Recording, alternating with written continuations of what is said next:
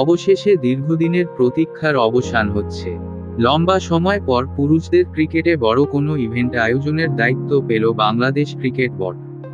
Asia কাপের পরবর্তী 2 আসরের আয়োজক দেশ চূড়ান্ত হয়েছে। 2025 সালে এশিয়া কাপের পরবর্তী আসর আয়োজন করবে ভারত। 2027 সালে এশিয়া কাপ আয়োজন করবে বাংলাদেশ। এই 2 আসরের স্পন্সরশিপ রাইটসের জন্য ইতোমধ্যে বিজ্ঞপ্তি প্রকাশ করেছে এশিয়ান ক্রিকেট কাউন্সিল (এসিসি).